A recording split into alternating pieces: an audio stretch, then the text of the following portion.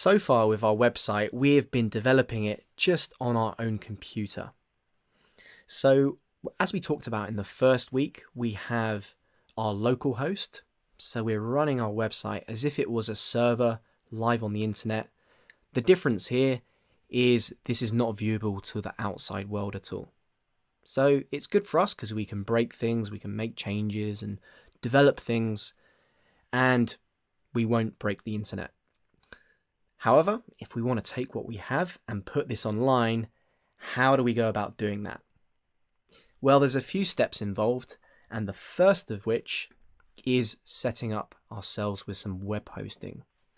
So web hosting is essentially a server, so a computer just like ours that stays on all the time, and its sole job is to serve our website whenever someone visits our URL.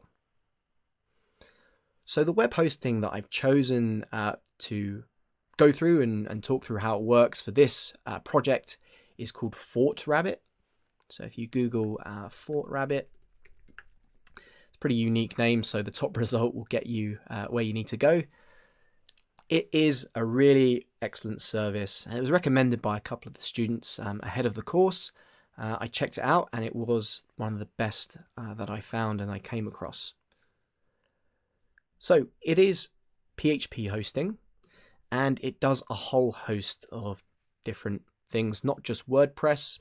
It does something called Laravel, Symfony, and all these other PHP-based frameworks and things like that. The pricing is also very, very good. So €5 per month is very cheap, and they take what they do very seriously. So they think about things like security and performance, and they take care of all of that stuff for us. So we don't have to concern ourselves too much with the technicalities and configuration. We can focus on writing our code. So you can sign up for an account for free. You can also create a free trial and upload your website without paying anything. So it's good to try out and see how it works. And if you want to use it for your actual client projects, I highly recommend it. So I've already got an account. I'm going to log in.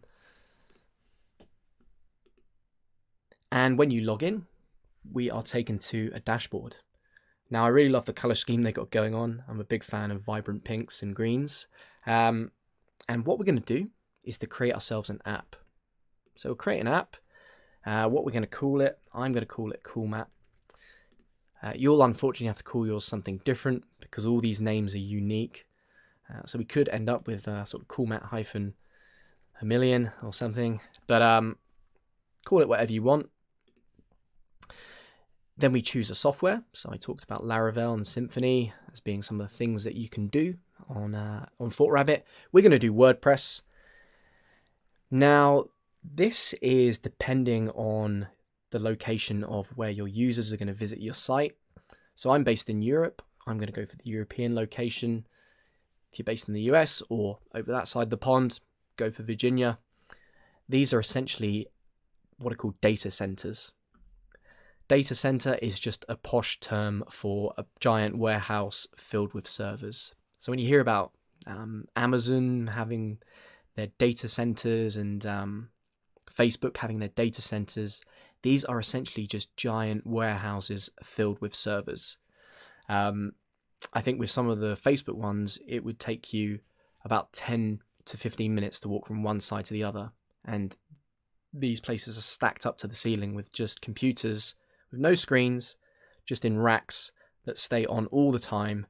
And that's their sole purpose, is to just run websites. So I'm going to go for the EU location. I'm going to put myself on a light one, but you can start a free trial. But I'm just going to go ahead and do the paid one. And we are good to go. So if we go in here, we can click our URL. We don't currently see anything, and that's okay. We'll get this up and running in the next video. So what we'll look at in the next video is how to prepare our actual website for putting on here. Like, how do we navigate all these different things We'll break that down and get to understand it a little bit better.